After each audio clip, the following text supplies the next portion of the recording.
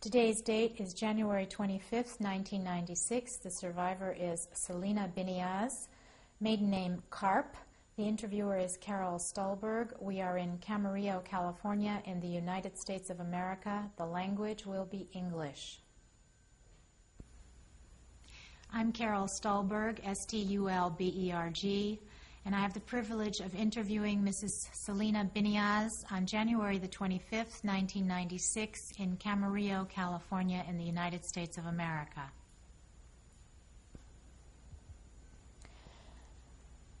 This is January the 25th, 1996. We're in Camarillo, California, with Mrs. Selina Biniaz. Mrs. Biniaz, can you please spell your name for us? Well, the first name is C-E-L-I-N-A. The last name is B like in boy, I-N-I-A-Z. And what was your name at birth? Karp. Selina Karp, K-A-R-P. And where were you born? I was born in Krakow, Poland. And when were you born? On the 28th of May, 1931. So how old are you today? 64. What were the names of your parents? In Poland, it was Ignacy Karp and Felicia Karp. And did you have any brothers or sisters? No, I did not. I was an only child.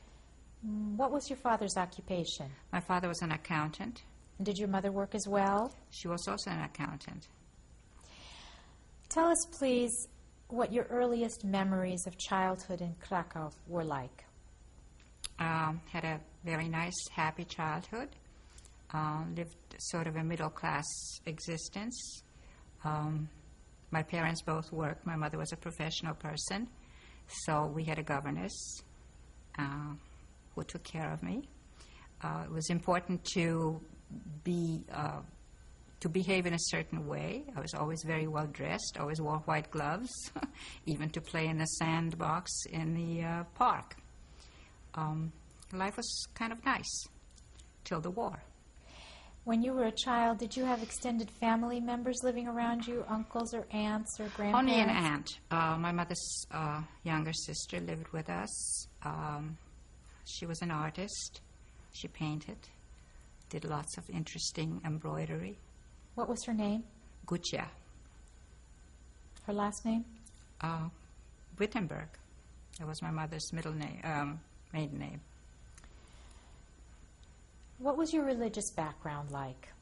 I would say that it would compare to the conservative Judaism in the United States. We weren't really Orthodox, that Orthodox, but then I think in Poland there were no divisions in Judaism. There was just one religion. Did you live in a Jewish neighborhood, or was it mixed? It was very mixed. I would say it was predominantly non-Jewish. There were some Jewish families in the building, but I would say that if I had to give it a percentage, I would say 75% non-Jewish, maybe 25% Jewish. Did you have friends that were non-Jewish as well as Jewish? Yes, of course. I went to a public school, and in the public school, we were all mixed. What do you remember about public school? Well, I only went to 2 grades, so what I remember is mostly first grade and second grade. I remember my first grade teacher's name, and it was Mrs. Jablonska, which meant apple. What do you remember about school? I enjoyed it tremendously. I loved learning. I remember saying to my mother, I will never learn how to read, but I did. And I did enjoy reading tremendously. In Poland, the libraries were not free, and you had to pay for checking out books, and we used to do this continually. I enjoyed that very much. Did you also have books and magazines or newspapers at home? I had a lot of books. That was my favorite gift, and everybody knew that I enjoyed getting books as gifts. What books do you remember reading as a child? Oh, I remember Heidi by Johanna Spyri, and I think that stands out very much in my mind because I kind of wished I had been Heidi and had that experience. I remember reading James Fenimore Cooper, the last of the Mohicans. I couldn't imagine what it was like to be a Native American or an Indian in those days. Adventures, Western stories, and things like that. Did you ever experience any anti-Semitism? Do you remember anything about anti-Semitism? Well, I remember it particularly at the beginning, just prior to the war, and at the beginning of the war, there was a heightened feeling of something is going to happen. And people used to congregate in the courtyard of the apartment building and talk about war and feeling that if things were going to happen, things weren't going to be so good for the Jews. But as a child, no, I don't think that I felt any anti-Semitism. I really wouldn't have known what that was. Do you remember your parents speaking about imminent war? I remember everybody talking, congregating and speaking about it, and there was a feeling of not understanding what was happening, but feeling that something was ominous because everybody was concerned. The older people were concerned and talked in hushed tones, and listened to the foreign broadcasts on the Telefunken radio, on the shortwave. What do you remember thinking about that when you heard it? Oh, it just a fear, I think it was just a general fear, and was our life going to change? That sort of a thing, and a feeling of we couldn't do certain things. And then when war broke out, of course, right away the schools were closed, and so our lives really changed. Well, what do you remember as being the first signs of trouble that influenced you as a child? Well, I think as soon as war broke out, and we heard, bombs started falling. There were like 3, I think, fell on Krakow on the radio station. I had just received, just prior to that, a puppy, which was wonderful. My aunt bought it for me. It was a little Spitz, white Spitz. And one of the first things that I had to part with painfully was to give up my dog to a shelter because my parents felt that couldn't take care of it with the war approaching. And I distinctly remember having to take him to a shelter. And that was painful because I didn't understand why. I was only about 8 years old at the time. So in September of 1939, when the war started in Poland, what do you remember exactly? I remember people panicking. There was a general fear. I remember that the neighbors that discussed the impending problems in the courtyard on the 2nd of September, war started on the 1st September, on the 2nd of September appeared with armbands sporting swastikas. They turned out to have been fifth columnists. So it was really kind of a incredible feeling to realize that you've been trusting people and telling them your feelings and your attitudes, and they were sympathizers of the Nazis, or of the Germans at the time, I don't think we really fully realized what Nazism was till it hit us later. At that time, we just talked about Germany invading Poland. Well, how did your life change when the war started? Well, as I say, I lost my dog right away. School closed, so we were not allowed to go to school. We were sent for a very short time. Some of the Jewish families organized a Jewish school, and we were sent there for just a few weeks, really. And my father, of course, left right away. All the men, as soon as war broke out, all the men went east, on a long march, running away. So we were just left. All the women were left in the building Then my father came back, fortunately, but there was this incredible fear, not knowing what was happening to my father, and I could sense that, I could feel it, I could see it in my mother. That was the beginning of it, I was just kind of totally unsettled life.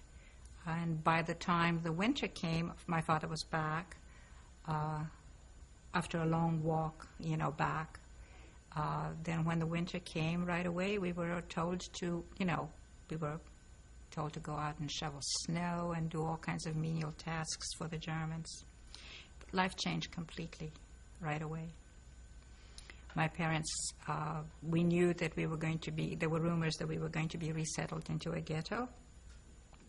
So my parents got rid of their nice furniture and silver and china and all of these things, sold them to the various non-Jewish neighbors. And I think that it hurt my mother terribly because she liked those things. She was proud of them. They were her trousseau. It had taken them a while to accumulate these things, And life just changed completely, You lost your sense, not that you ever had tremendous sense of security, but as a child I did. And at that point, I no longer had that sense of security. It was totally replaced by the beginnings of fear, So what happened when you were told to leave your homes? I remember my father worked he was an accountant in a shirt factory named Hogo. I think the initials stood for Horowitz and Goldfarb or something like that. But it was sort of analogous to Aero factory, Aero Shirt on Manhattan here. And he got one of the maintenance men there to come with a pushcart, that they used to carry the shirts from one place to another. And we loaded up some of our personal belongings and we moved. I mean, we didn't, a few sticks of furniture like mattresses and beds, and we moved. What did you take with you? Do you remember? Books, probably, and maybe some dolls. I was very fond of dolls. Where did you move to? We moved to, they moved us, the ghetto then became, they moved us into what used to be the Jewish section of town. And then, actually, they moved us twice. The ghetto kept shrinking. At first it was much larger, and then it shrank some more and shrank some more. And then they started bricking us up. At first we didn't have any walls around the ghetto, but then they started putting up a wall around the ghetto, and they even bricked in windows and doors, of buildings facing towards the outside of the ghetto. We at first lived in one of those buildings that faced to the outside of the ghetto, so we could see some of the trees and things. But then they moved us out of that house because that house then became part of the outside of the ghetto into more inner. So I think we moved twice, 2 or 3 times within the ghetto. Each time to a smaller accommodation, each time to share with more people. In other words, you would have one room and there would be another family in another room, and everybody would be sharing the kitchen and the hallway and the bathrooms. Life just became totally different, What about food and money? How did you come about that? But we still had, right away, as I remember, they closed all the bank accounts, Jewish bank accounts were closed, so my parents couldn't withdraw any money. But I'm sure that knowing the war was coming, I think everybody sort of put some money away and I think they sold a few valuable things. I mean, they got some money for the furniture, and I assume, I didn't question them at the time, but now in retrospect, I would imagine that that's where the money came from, and that that's how we paid for food, Jews tend to be survivors. What else do you remember about the ghetto? I remember as a child in the ghetto at first, it was not for a child. We were then squished together in a tight place, but there were lots of other children. So in a sense, there was more time to play. We didn't have school. So there was more time to play, more time to visit with other people. At first, it wasn't so bad, I mean, for a child. For the grown-ups, it must have been terrible. When I think about it. Now that I'm a parent, it must have been hard. Did your parents work at that time? Yes, they did. They continued working. Both my mother then at that point joined. The Hogo factory was taken over, was given to a person named Madridge. And it became slowly turned from making shirts into making army uniforms for the Wehrmacht. It's sort of a parallel to Schindler making emallied pots and pans, then making mess kits. Madridge then took over, and then my mother and my father both worked for Madridge in the office. My father ran the factory because he sort of knew it. He was, in terms of accounting and being able to predict how to make money out of this, I guess. And my mother worked in the office taking care of the books. What did you do during the day while they were at work? Just sort of hung around, really. I was all alone, really. They left the ghetto to go to work, and I was left behind, which I'm sure must have been very difficult for my parents. And then as things progressed and got worse and worse in the ghetto, as they, made the ghetto smaller by transporting people out of the ghetto, and at that point we didn't know where they were transporting them, except someplace. As the ghetto got smaller and smaller, it became evident that, at least for my parents, that the best thing would be for me to go out with them to work. So they were able to, through knowing somebody, to get a blue card for me, which was a permit, a work permit, really, to go out of the ghetto. For a while there, I worked in the ghetto. I worked at a paper cooperative. They only employed children, really, licking envelopes, making envelopes. I also worked at a brush cooperative, making brushes, sticking, the bristles into a brush and pulling it with a wire. But that was not very long that I remember. My parents were able to fake my age, make it 2 years older, to allow me to go out of the ghetto with them, and got the blue card for me. And then I joined them, going to Madridge, out of the ghetto, and I then started working on a sewing machine. What exactly did you do? Sewed uniforms. Exactly, sewed uniform. You know what piecework is? That's what I did. Everybody gets either a piece of a sleeve or a piece of a pocket, and you work on it. And how old were you at this time? Well, let me see. I must have been 9 or 10, and they made me 2 years older, so I would have been, according to the records, 12.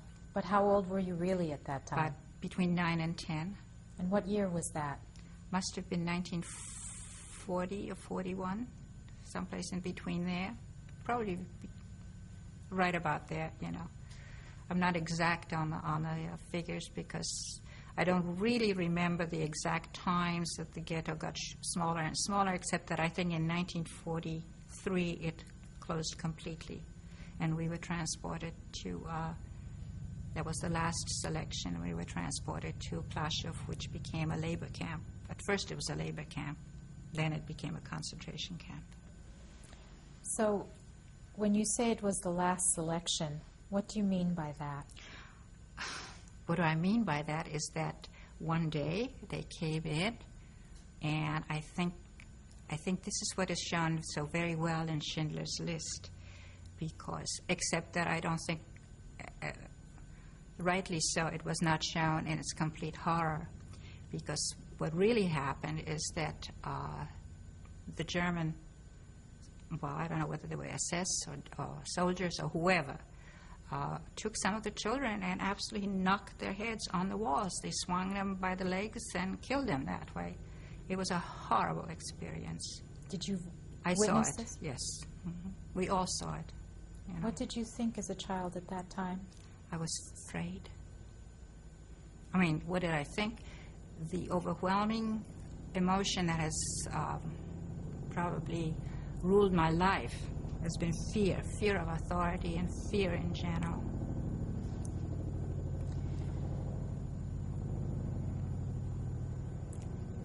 Let's wait a second till this helicopter goes away. Okay. Doesn't want to.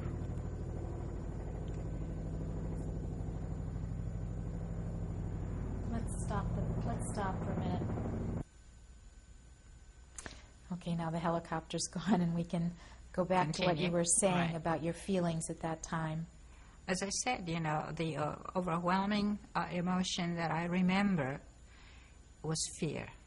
You know,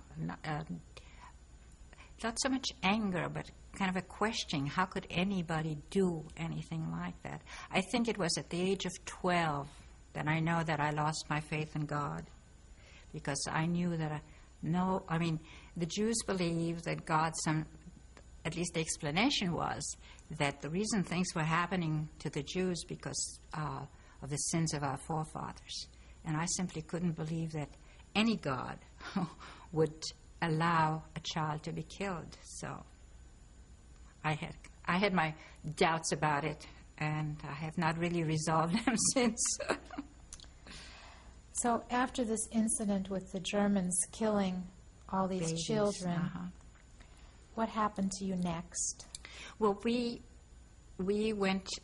We were transported out of the ghetto and into Plaszow. How did you get there? I believe they took us by trucks, or we walked. I can't even remember. We might have walked directly from the factory. I'm not sure. Of course, at that point, everything was left behind.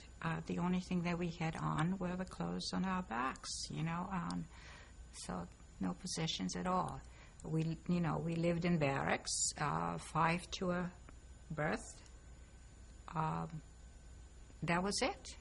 But for a while there, you know, we were able to walk out of the Plaszow camp and walk about. I think the trip took about 90 minutes each way to our to the factory, to Madridge factory. The factory was moved really from. The factory had been moved originally, I think, from middle of Krakow to Podgórze, which is kind of a little suburb over the bridge of the Vistula Bridge. And Madridge established a factory there. And we walked from Plaszow to this factory every day and walked back. We were not as fortunate as the Schindler people who were able to stay and live at the factory. We had to live in the barracks. You know that Plaszow, the camp, was made originally on the Jewish cemetery.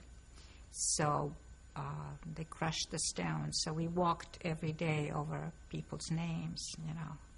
So that was kind of humiliating too, especially to people who had, relatives buried at that cemetery. That was the largest Jewish cemetery in Krakow. What else do you remember about Plaszow? What were the living conditions like there? They were pretty primitive. I mean, all we had were the barracks. And, you know, Poland gets very, very cold in the winter, so we shivered. We were every morning, early in the morning, we were called to the Appellplatz, which was a counting place where they, lined us up in fives and counted us. And we stood there for a long time if the count did not jive, you had to wait till it jived before they would excuse us to go to our work.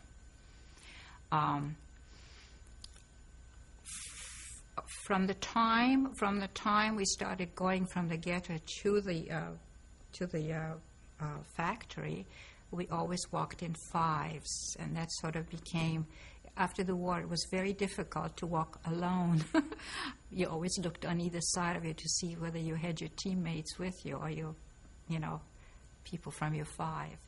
But for me, that was very good because I was a child, and though I was tall, by being able to walk amongst other five, I was not as prominent. So that's, that was a security measure for me. Were there other children with you at Plaszow? At the time, yes, there were quite a few children still, in Plaszow, as long as it was a labor camp. But then one day, they had a selection in Plaszow, and they took a lot of the children away, and some of the children hid themselves in the latrines. That's how they survived. I remember we smuggled a couple children out in our fives, in sacks between us out of the camp. And then once the camp became a concentration camp, we no longer could go out. And so Madrić established his factory in the camp, in some barracks, away from the living quarters. At that point, of course, in Plaszow already, one other thing that happened when the ghetto closed is that my father, of course, then became part of the men's section, and my mother and I became part of the women's section, and we weren't reunited again till after the war. Except at work. We saw each other at work. But in terms of living areas, the men were the men, and women were the women. Did you have any outstanding memories that you'd like to share with us about any experiences at Plaszow that happened to you? Well, I witnessed a couple hangings of young boys. He happened to have sung a song or something, and they hung them for that. I witnessed the killing, shooting somebody right in front of him. I was in the barrack looking out, and I saw him. He came. It was a relative of Hilowitz, who was probably the most prominent capo, Jewish policeman in the camp. And he came and shot this guy, and the woman, his wife, ran out of the barrack to see what was happening, and he shot her too. Who did the shooting? Get did. Amon Get? Amon Get. The commandant of the camp? The commandant. Mm-hmm. So that's one outstanding memory that I have, having to watch somebody being, the hanging was terrible. Being made to watch beatings of women, that was horrible. And always being afraid that we might be singled out for something like that too. The fear was just incredible. I'm going to stop you right there, and we're going to change the tape, and we'll start off. All right. Put the new tape in.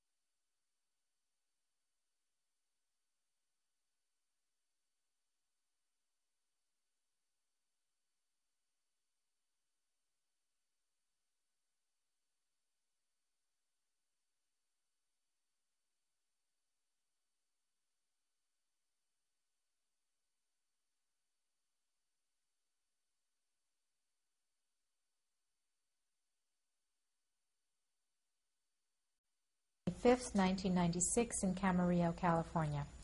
Mrs. Biniaz, you were telling us about your constant fear at Plaszow and your experiences with Amon Get, the commandant. Did you see him often there? Quite often. He took great pleasure of frightening people. So he would enjoy walking through the camp with his two huge Great Danes. And he got enormous pleasure out of putting fear into people. There was just, he was a very evil man. I also distinctly remember one day he came to Madrid, spoke to my father, and all of a sudden we saw my father walking with him down the road. Well, it was incredible fear because we didn't know whether my father was going to return, you know. But he did. He did come back. I don't know what it was all about.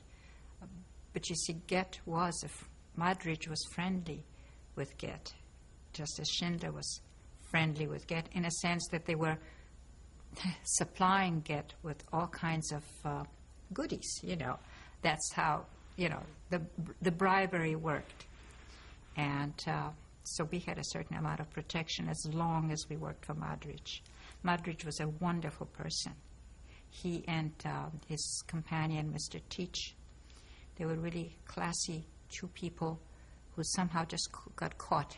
You know, there were a lot of Germans and Austrians who were caught in the situation, none of their doing really, and they did the best they could. They did bring in food for us. Madrid brought in loads of loaves of bread for the people, for his workers, and medications. They were very decent people. So how long did you actually work at the Madrid factory? I worked at the Madrid factory till concentration camp closed, which was, I believe, now I have a hard time remembering whether it was September that the camp actually closed and we were all shipped to Auschwitz. Well, it was at that time that Schindler came to Madrid and made him a proposition and said, you know, I'm taking my people to Czechoslovakia. Why don't you reestablish a factory in Czechoslovakia? And Madrid said he didn't want to. He had had enough of the whole thing. But Schindler said to him, well, then I'm making a list of people that I'm taking with me, and I am, because we're friends, I want you to give me some names from your people. And that's how we got on the list, on Schindler's list. And that's how we survived. It was really thanks to Madrid, who was grateful really to my parents for having worked so well for him, you know, that he put us on the list. He put on quite a few people from the factory on the list. And that's how we got on. Do you remember Madrid's first name? I'm trying to think of his first name. I know that Teach's first name was Raymond. Madrid's first name. I may think of it. I don't know. So when they closed the concentration camp, how did you find out you were going to Auschwitz, or did you find out you were going to Auschwitz? We found out when we ended up in Auschwitz. We were put on we thought the men were shipped earlier. And the women were then shipped in the cattle cars, and it took quite a few days. It took some time. We didn't really realize that we were going to Auschwitz till we arrived there in the middle of the night, and they emptied out the cars, and we saw where we were, and it was a very frightening experience. While you were in the cars those 3 days, the cattle cars, what was that like for you? Well, it was hard. We were all cramped together. We had no water, no food, nothing. But I think, and the fear of not knowing where we were going, really, I mean, we were being, the reason it took so long, I mean, Krakow and Auschwitz is very close. It's on like 35 miles, so no more than 50 miles away. But because the Russians were approaching, there were many trains being shunted over to different sidelines, side rails, and that's why it didn't take 3 days. It just took a day and a half, I think. It took us 3.5 days to go from Auschwitz to Czechoslovakia. That was the long trip. But we ended up in Auschwitz in the middle of the night, and that was a horrible experience. Describe what you remember. Fear, smell, burning flesh, shouting, orders, not knowing which way to, music being played, slush on the mud on the road. The Germans barking at us, get out, get out, get out, from the cattle cars. Finding ourselves on this, and realizing where we were, and, the fear that that was the end, Were you with your mother at this time? All the time. I was with my mother all the time. And, of course, the first place they took us to, they walked us into the sauna, which is the supposedly the delousing room or whatever.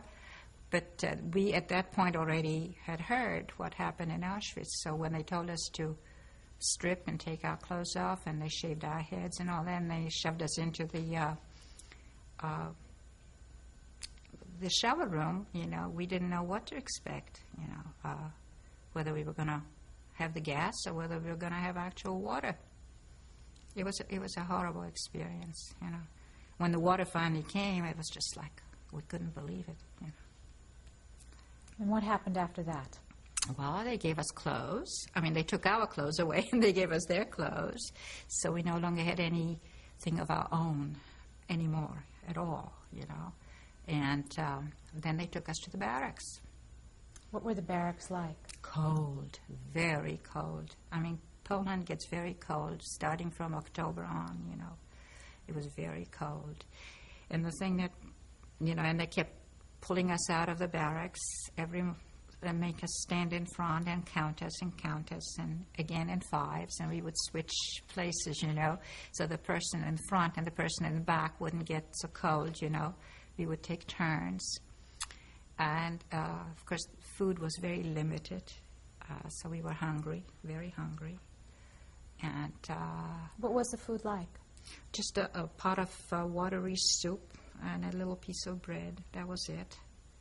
And the most important thing was to keep yourself clean, because a slightest pimple on your body or anything would right away make you go to the wrong side, So...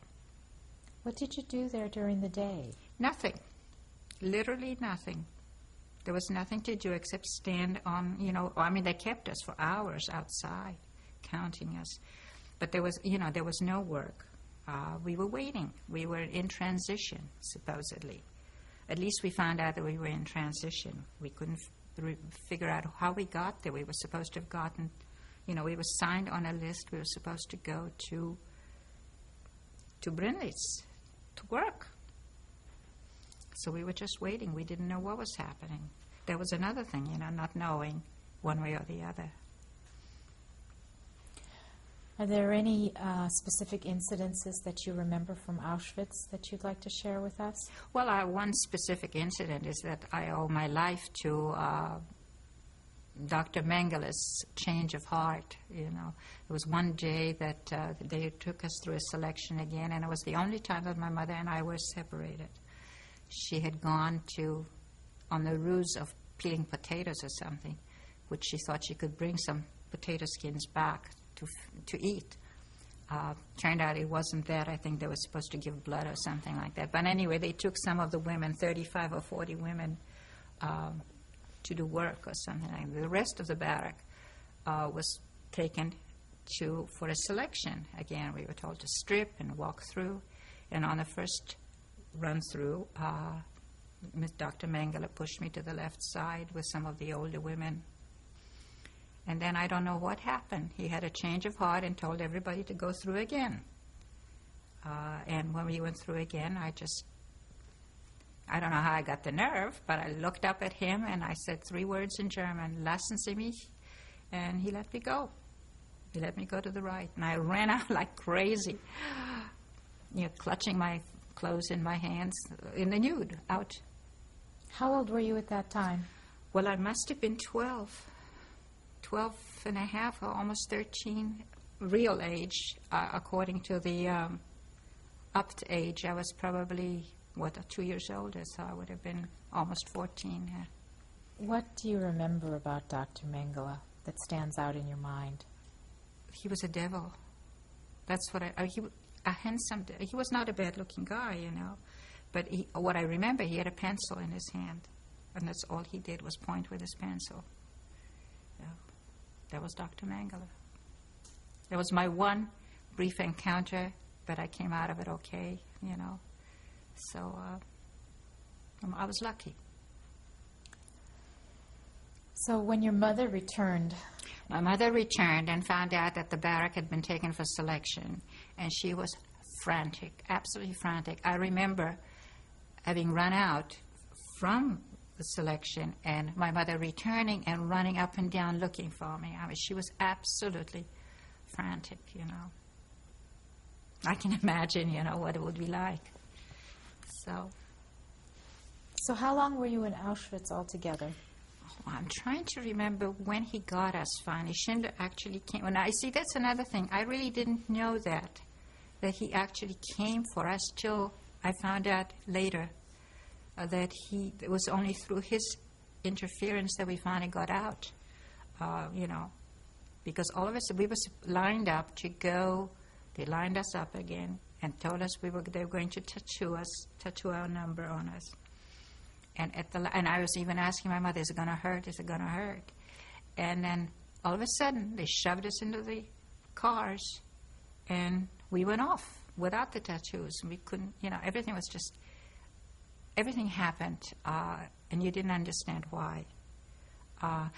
We were there definitely through a lot of snow and cold, so I would have to say we were there through November and part of December. I would think so, you know. And then it took us about 3.5 days to make the trip from Auschwitz to... my mother got very sick. She had pneumonia. She really got very, very sick. When we got to Brinnitz, you know, and Schindler came to the station to pick us up, and, you know, to the railroad station. We couldn't believe that we actually made it. What do you remember? remember? And then we saw the man behind the wire, you know, and we couldn't believe, and they couldn't recognize us because we were all shaved. They left us with hair and got all their women without any hair, you know. So the barracks, I remember that we slept on top of the factory and it was warm. I remember that. We felt good and warm. But he hadn't had the time yet to build any bunks, so we all slept on the floor. It was only later that they built bunks for us. And in this particular place, we shared 2 to a bunk. So that was kind of nice, too, not to have to share with 5 people. There were triple bunks, you know, 3 tiers. But the distinct memory is that it was warm. Again, he got us some soup and some coffee, and we each got a round little bowl and a pot, which my mother still has to this day, red enameled pot, enameled pan. The pan was for soup, the pot was for coffee, which you could call it coffee. I mean, it was just water, really, and a piece of bread. But one of the problems, you know, we felt safe with Schindler, but one of the problems is that there was really no food. At that point, this was towards the end of the war, and supplies were very hard to come by. There were quite a few sick people at that point. The trip was very hard. In the cold cattle cars, a lot of people got sick. It's a problem, you know. What happened with your mother's pneumonia? My mother, she was absolutely remarkable. She was very, very sick, and there were no medications, you know. She got finished with the pneumonia, but she had kidney problems after that. She was very swollen towards the end of the camp, you know. We all were kind of sick. I had in Plaszow, I had my experiences. I forgot to say that. I had contracted scarlet fever and ended up at the epidemical hospital, which was kind of dangerous at the time, you know, to be sick at all. But at the hospital, unfortunately, as I got over the scarlet fever, I caught typhoid fever because there were no sanitary conditions. And I got over the typhoid fever, but that left me with jaundice. I was kind of yellow for a long time, and then left me with a liver impairment, which then flared up in Brinnitz. And I ended up in the infirmary with kind of an enlarged liver. And it was only through good graces of Mrs. Schindler, Emily, who every day came with a pot of farina that she had cooked herself, and fed us sick people, that we survived, really, because that was the only nourishment that we got. So that was the story. I worked there, too. I mean, we all worked on the machinery. What did you do on the machinery? Well, to start with, another girl and I, we were the youngest there. According to Schindler, we had the small hands that were able to fit into the large machinery and clean the large machinery from inside out. And that's what we started doing. We cleaned the large machinery, And then I worked on a lathe, and then I worked on a calibrating machine for a while. And the interesting thing is there was a row of us on the calibrating machine, sitting there and measuring the items as they came off the assembly line to make sure that they were correct, and they weren't, of course, but that was the idea. I mean, Schindler didn't want us to produce anything that would work. Did he tell you that? Yes, he did tell us that. I mean, he told the supervisors that, and the calibrating machines were fixed in such a way that if somebody checked it, it would show right, but it wasn't right. But the interesting is, as we sat on the line, with the calibrating, everybody talked about food. And they talked about the elegant dinners and elegant desserts that they would prepare and cook. And I mean, it was incredible the way they talked about, fancy meals, as if that gave, that's all they talked about was food. Because we were so hungry, I think that was the reason for it. While you were working at Brinlitz, did you see a lot of Schindler there? Yes, he used to come on the factory floor quite often. As a matter of fact, one day he was visited by Mr. Teach from Madridge factory, who came to visit. And they came by as I was cleaning one of the machines. And they stopped by, and Mr. Teach spoke to me and asked me, how things were and if there was anything that I would want. And at the time, I was wearing still the clogs, the wooden clogs, and it was winter. And I said to Mr. Teach, if only we could have shoes. About a week and a half later, a load of, they weren't shoes, but they had, they were wooden soles, but at least they had some sort of a canvas tops, was delivered for the women. Now, I don't know whether Mr. Teach did it or whether Schindler did it, but Schindler was with him. It was nice to have gotten some shoes. And then another time, Goethe came to visit. What do you remember about that? I remember we were lined up to greet him, and Schindler walked through with Goethe. And, of course, in Plaszow, you didn't dare lift your eyelids to look at Goethe. I mean, your head was always down. Well, we felt so protected by Schindler that we looked at him. For the first time, we really looked in the guy's face. And it was a good feeling, to be able to look the monster in his face. It was even better later on in Poland when we returned to Poland after the war to find out that he had been caught, judged guilty, and was facing hanging. Just what he meted out to other people. So, what do you remember about the end of your stay at Brinlitz? How did things change? Were your SS guards still around? What happened? Well, it was interesting because the war, we had underground radio that we listened to, so we knew that the war was over on the 7th of May. And of course Schindler left with some other people who escorted him out into the American zone. However, we were waiting for the Russians to liberate us. We were surrounded by the black shirts. There were huge groups of them still in the surrounding woods of Czechoslovakia, or at that area anyway. From what we understand, from what I remember, what I understood, that the two even though we were under the protection of Schindler, there was a commandant that was in charge of the camp, of the labor camp. I mean, Schindler only used the labor force in his factory. The commandant was supposedly in charge of the prisoners. Supposedly there were 2 huge graves dug already for us. Now, I don't know whether that is true or not. That's what I heard. Schindler, we also heard that Schindler got the guards drunk in some way and sent them off on a train away. One guard, and he gave the Jewish policemen guns to protect us while he went away. And so for 2 days, we had protection from Jewish prisoners holding rifles against any marauders that might be on the outside.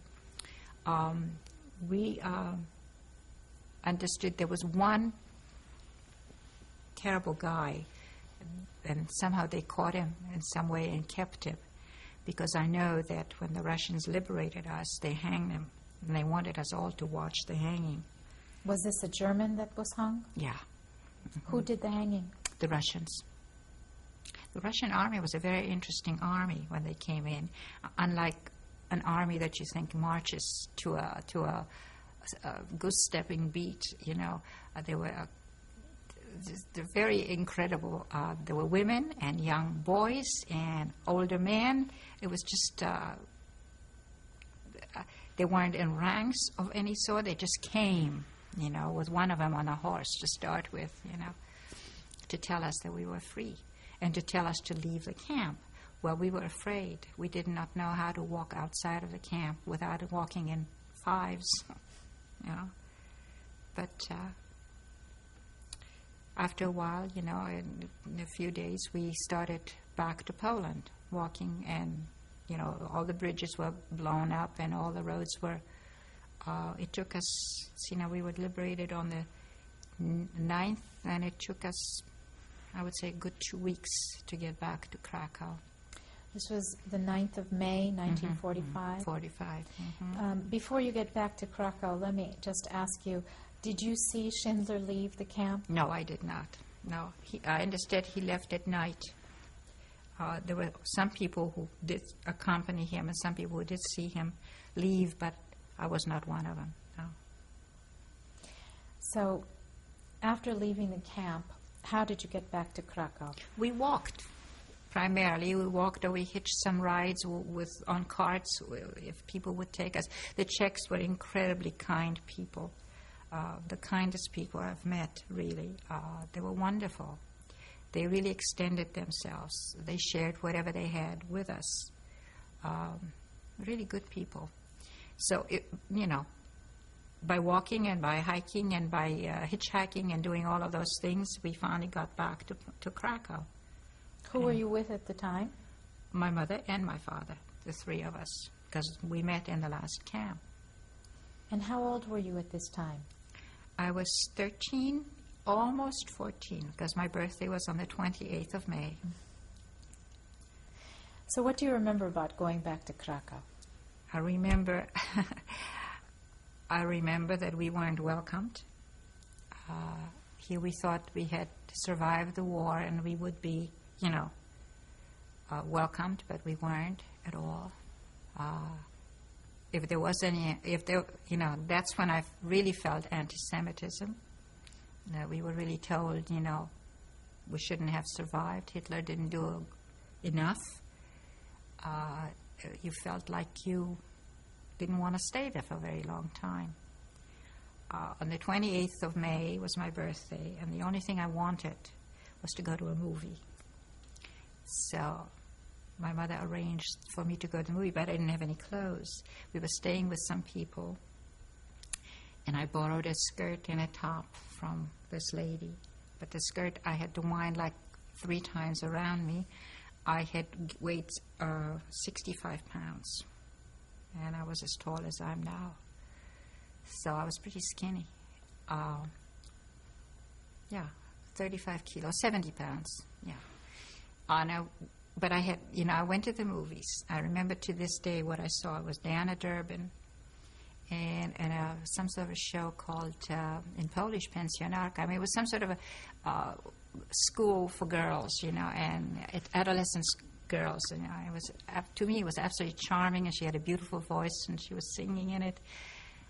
But shock of shocks, I saw myself for the first time in a full-length mirror. I couldn't believe what I saw, you know. I mean, my hair had just started growing out, and I was skinny as anything, and looked awful, you know, like a skeleton practically.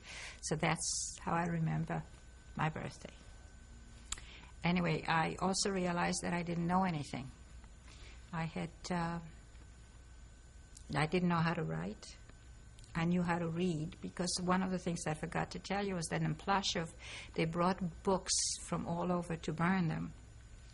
And the women who were in charge of burning the books used to steal them under penalty of death, hide them on them, bring them back to the barracks, and pass them around to read at night, you know. And we would just, so we read, you know, by the night light. I knew how to read, but I didn't know how to write. And I had lost, you know, I was 14, and I only had 2 years of school. So the important thing was to get caught up. So I started learning as quickly as possible. My parents got me a tutor, and I tried to cram in as much as possible. Was this in Krakow? That was in Krakow. We got there, as I said, in May, and I had this summer to do it in, because I was trying to make it into school in September.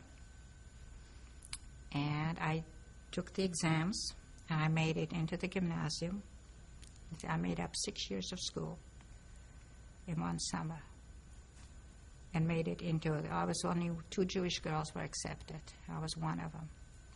However, in September, there was another pogrom in Poland, and it was at that point that my parents decided, they went back really to see if there was anybody left from the family, and since there was nobody left from the family that we knew of,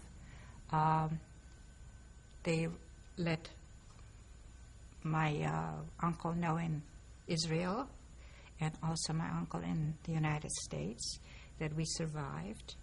And my parents decided Poland was not the place to stay. And I was in school for about 4 weeks, just September. And in October, we smuggled over the border out of Poland. And already at that point, Poland was closing its borders. And we smuggled in a Russian truck into Bratislava. And from Bratislava, we made our way into Prague, back to Czechoslovakia. And from Prague, we waited there for about a week and a half. And then we were taken over the border, the German-Czech border. In the middle of the night, we walked across. We made it through the Czech, but didn't quite make it behind the border of the Americans, but they let us in. And we made it into Hof, and from Hof into Landsberg, the displaced persons camp, where we stayed for a little while, and then into Mindelheim, where we stayed for a year and a half, and then the United States. Let me stop you right here. We're going to change the tape, and we'll talk a little bit more about this.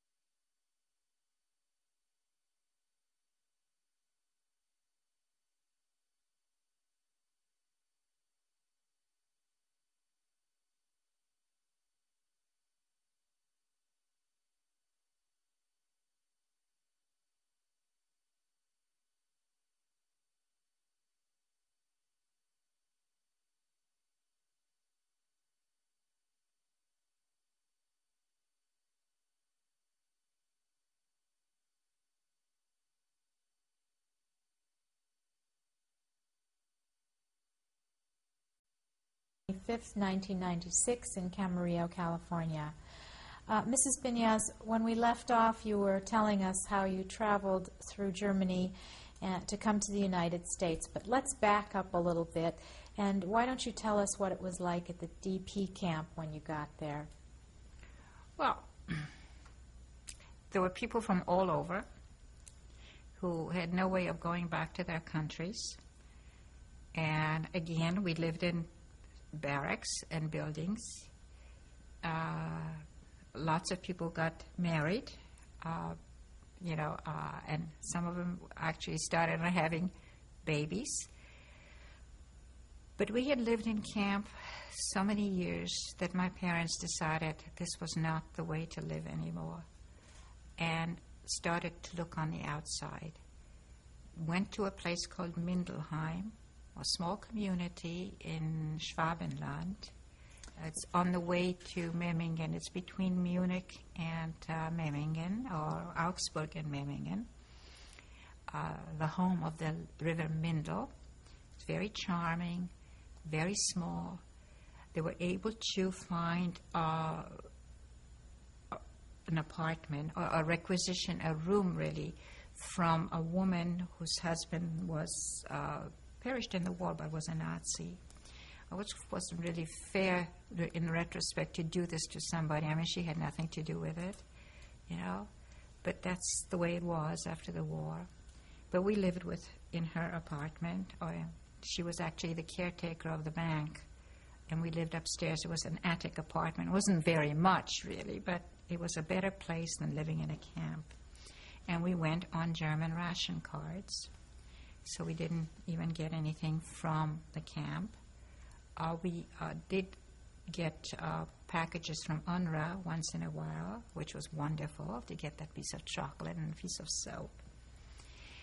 And in the meantime, we had contacted my uncle in the United States and my uncle in Israel, and they were both working feverishly to send us affidavits to come out. But it took 1.5 years for us. That was my return to normalcy, really. And I'm very grateful for having lived for 1.5 years in a German town, because it just made me work my way through hate, anger, and all of that. And I left feeling pretty good, When you first arrived there, did you feel a lot of hate and anger? Oh, yes, of course. I mean, I had been deprived of my childhood, and really my teenage years. By the time I came to the United States, I was 16. So in essence, from 8 to 16 was gone.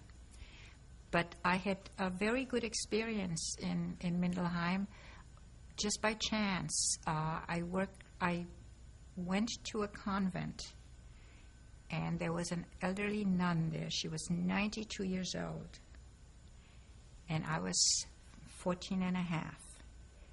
And she was going to teach me English and German, because I didn't know any at the time. She had been a cloistered nun. This was a semi-cloistered establishment in the sense that the nuns didn't go out, but the public came in. It was a school for girls. She had entered the convent. It was called the English Institute. The mother house was in London. She had entered the convent at the age of 16 because of a broken love affair, and had never left it. She did not know what it was like on the outside, really. She accepted me totally for what I was, which was wonderful, And she was very kind. It's the only time I cry, when I think about her. She was good. Good human being.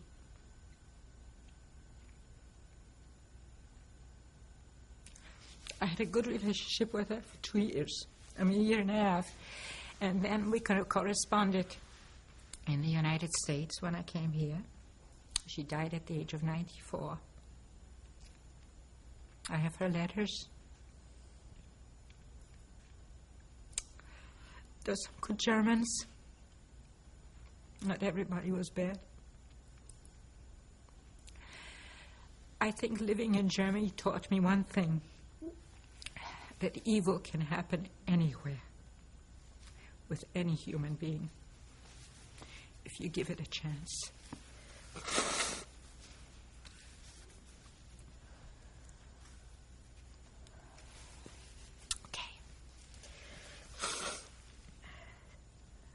What do you remember about coming to the United States?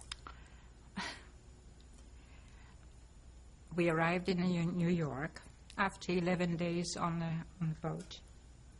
We came on a troop ship. We were 60 women in one of the cabins, slept 5 to a bunk because it was a troop ship. Everybody was seasick except me. So I ate everybody's ice cream and enjoyed it tremendously. We arrived in New York. My uncle came from Des Moines and met us with his brand new car. It was one of the new Cadillacs that just came off the assembly line in 1947. We stayed in New York for a few days. It was exhilarating. New York was very exciting at the time, Broadway and lights and neon lights everywhere. It was just beautiful.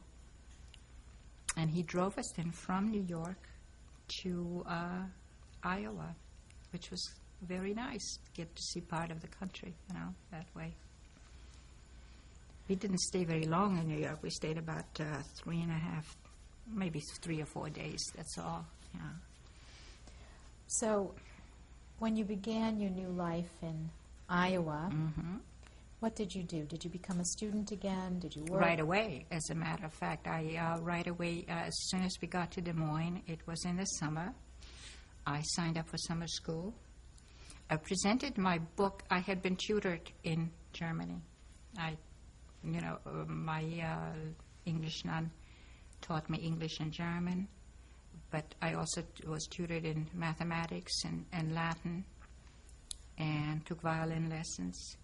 And fortunately, I brought all my notebooks with me, and I submitted them to the high school, and they looked them over, and they said that I had covered enough material to enter the 12th grade.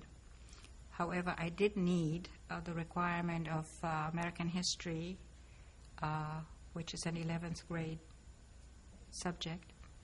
So I went in a summer school to do American history to one of the high schools in Des Moines. And then in September I entered North High School and graduated in end of May 1948.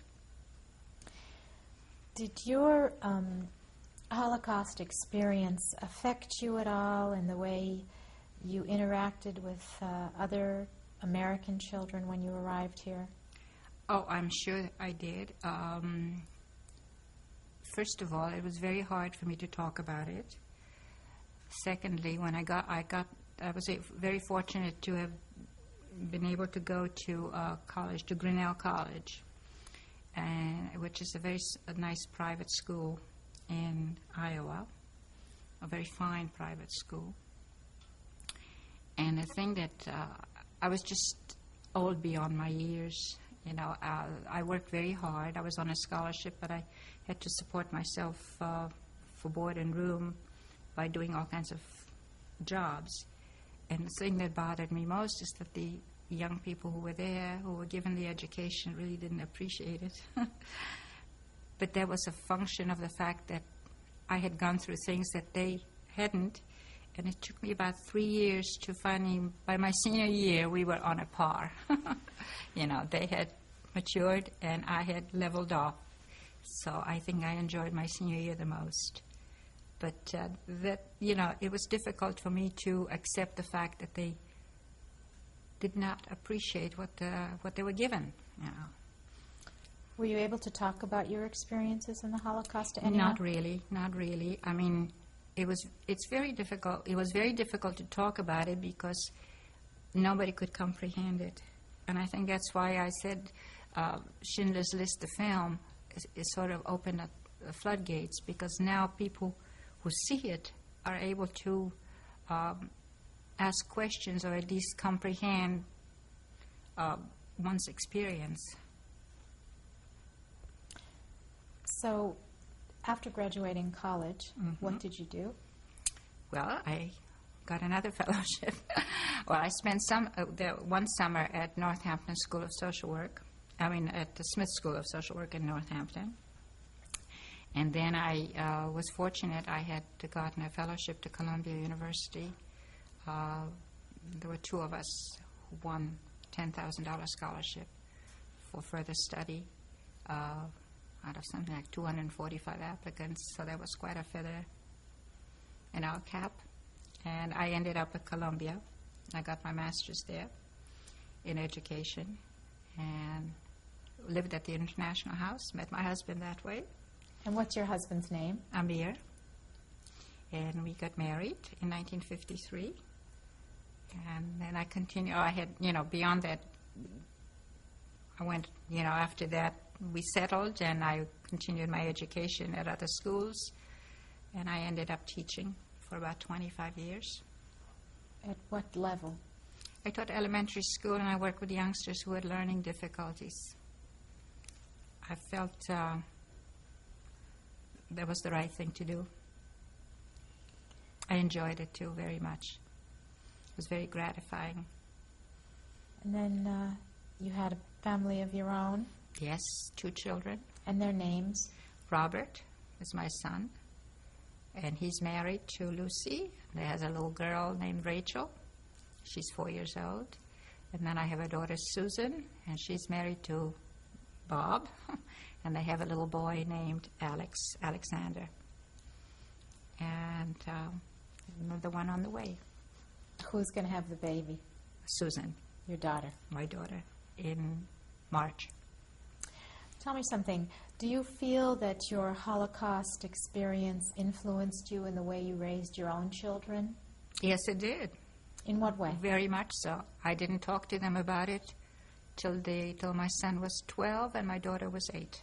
They had absolutely no idea that I had been a camp survivor or I didn't want them to feel guilty.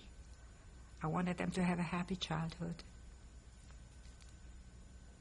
I know other people talk about it all the time, and, different people experience it differently, That was my way. I didn't want my children to hate, and I think I achieved that. My daughter has been able to go to Germany many times and has friends in Germany, has studied in Germany, and didn't go there with baggage, She was able to meet people and form her own opinions, not my opinions. I think my living in Germany did that for me. I think if I had come straight from camp someplace else, I might have never been able to work through this. But I did work through it, and that was good for me. Did you ever have an occasion to see Oskar Schindler after the war? I didn't, but my parents did. They met up with him on a street in Munich just when we were waiting for our shipment, to Bremerhaven to go to the United States. And from what I understand, they chatted on the street, and he told him he was particularly happy that we were going to the United States. So I think if we had lived in New York area, we might have met up with him. But because my parents lived in Iowa, and he did come to New York many times, and he did visit friends of my parents, good friends of my parents, the Rosners. And had my parents lived in New York area, they probably would have met up with him. But Iowa was kind of far away. Now that it's over 50 years after the war, is there any message that you would like to leave for future generations, for your own children and grandchildren? Don't hate. Try to live with your neighbor. Accept people for what they are. Everybody has something to offer. Nobody's better than anybody else. I mean, those are my feelings, you know. Try to see the good in people. Whether they can achieve it, I don't know. But, you know, that's the way. I mean, I hate to see what's happening in places like Bosnia and Herzegovina, where you have ethnic cleansing again, the same things over and over again. The hatred that goes on in Israel. I mean, these are all human beings. Yeah. They all eat the same way, drink the same way, you know. They bleed the same way. So that's my message. Thank you very much. We Thank appreciate you. your taking the time to give us your testimony today. And now we'd like to meet the other members of your family who are here and look at some of your pictures. Okay. Mrs. Binyaz, would you please introduce your lovely family to us? I'll be delighted to. This is my mother, Phyllis Karp, who is visiting here from Des Moines, Iowa. She's been here, she wants me to tell you, 6 weeks, visiting in Camarillo. And this is my husband, Binny. We call him Binny for short, but actually his name is Amir. And he lives here. I hope so. Mrs. Karp, why don't we start with you? Would you tell me, please, do you think that your experience in the Holocaust influenced you in the way you raised your daughter? You mean after the war? Well, not really. We raised her the way, you know, we thought we did the best, you know, but not influenced by the Holocaust, no. We were very happy and lucky to have her, you know. And we couldn't do enough. I mean, we didn't do so much. She did it all by herself. It's the truth. She was our pride and joy. I always say we didn't have the quantity, but we had the quality. Oh. This is embarrassing. Well, this is a wonderful No, it thing. is not. It's the truth. And Her father was he was so proud of her, always talking about her accomplishments. The cap I showed off because we had it framed in our second bedroom. And every time he was proud if somebody came to visit us, you know, to show how proud, how smart his daughter is. And Bini, That's me. why don't you tell us a few things about your lovely wife? What have you got to add to this testimony? I think my mother-in-law was very eloquent about it. I think Selena is probably one of the smartest ladies I've known, one of the smartest people I know. And she's a great mother.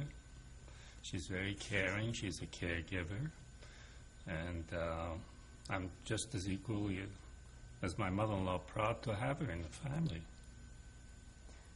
And how long have you been married now? I think you better help me with that. 42 years.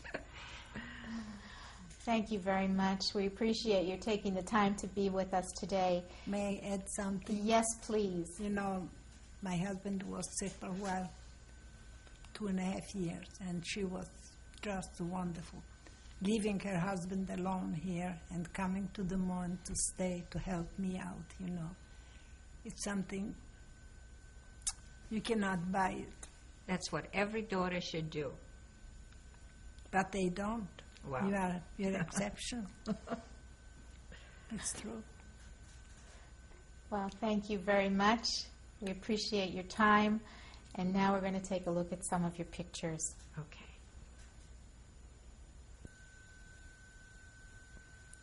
This is a picture of my mother, Phyllis, and myself as a baby.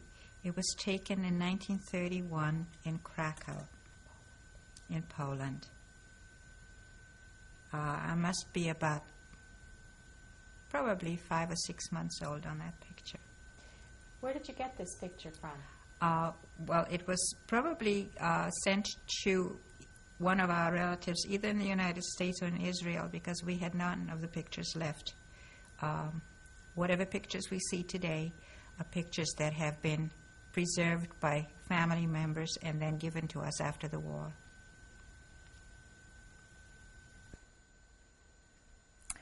That is a picture of my mother and myself. I'm about 2 years old there, less probably, a year and a half or two, on a street in Krakow, Poland, probably taken in 1933. And give us the name of your mother and yourself again, please. My name is Selina, and my mother's name in Poland was Felicia. Felicia. We went by the name of Karp.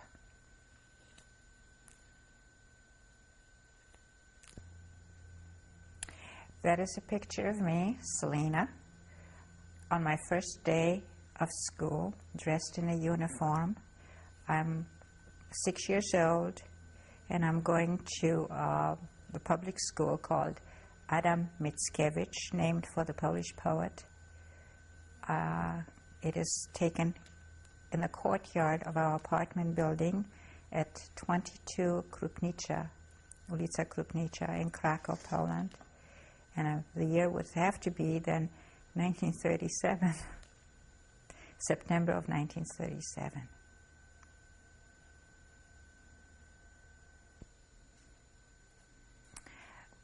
This picture was taken on the ship SS Marlene,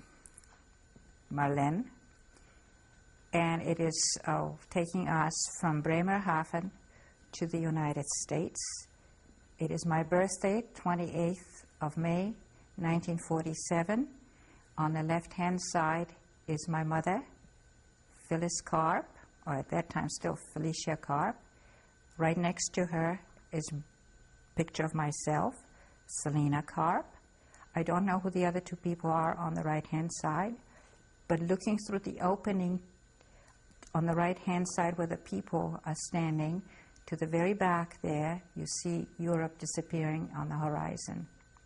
We were just leaving on the ship from Bremerhaven.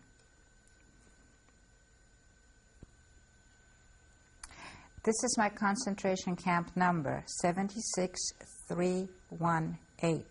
The KZ stands for Konzentrationslager Auschwitz. Since we were the 300 women who did not get tattooed in Auschwitz, we received these numbers to wear on our uniforms. What does the red triangle stand for? Do Jew. you know? That's how they designated the Jews, was with a red triangle? Either with a Star of David, yellow Star of David, or the red triangle. Actually, the red triangle also meant prisoner, you know. In 1948, I attended the Encampment for Citizenship, which was sponsored by the Ethical Culture Society of New York. The encampment took place at Fieldston School in New York City.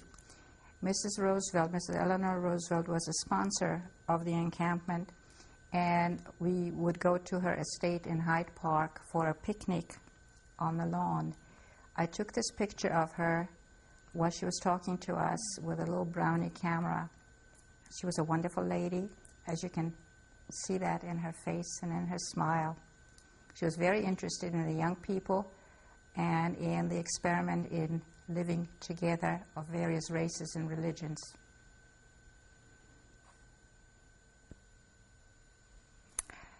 This is a picture of me, Selina. I'm 16 years old. This is 1947 in July, my first summer in the United States. This picture was taken at my uncle's house in Des Moines, Iowa. I was a teenager. In 1993, the film Schindler's List was produced and opened to various theaters.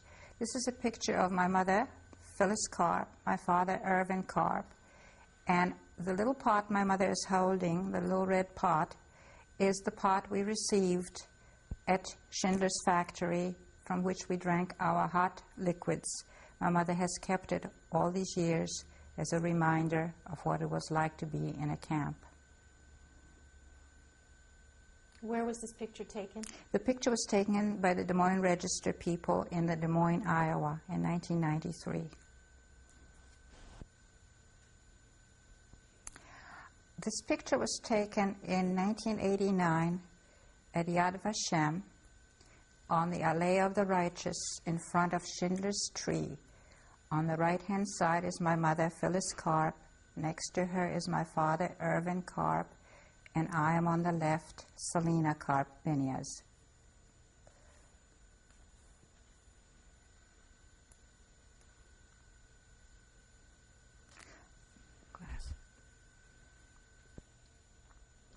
Okay, this picture was taken at 1582 Calle Aurora in Camarillo, California on December 1994. And the people in the picture are, on the left, myself. Next to me is my son-in-law, Bob Harris, holding up my grandson, Alexander Binias Harris. Next to Alexander is my daughter, Susan Binias. Below is my husband, Amir Binias. Next to him is my granddaughter, Rachel Hood Binias. Next to her is her mother, Lucy Hood. And next to her is my son, Robert Binias. We're a happy family.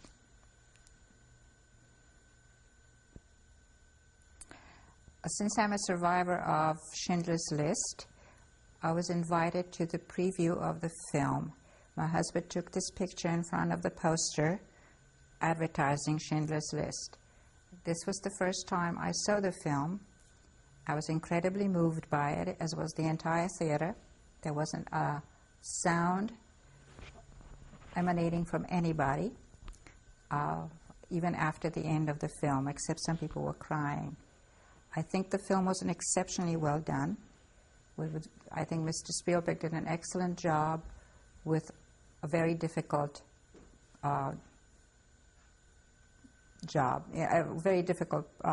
topic.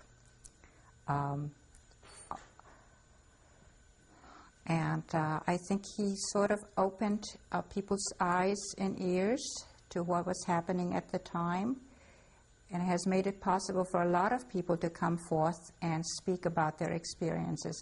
I know I did not speak about my experiences for over 45 years, and it was only after the Schindler's List film was shown to people that I started talking about it. So I think even for me, Mr. Spielberg made it happen. And I hope he's made it happen for a lot of people. Thank you. Thank you very much.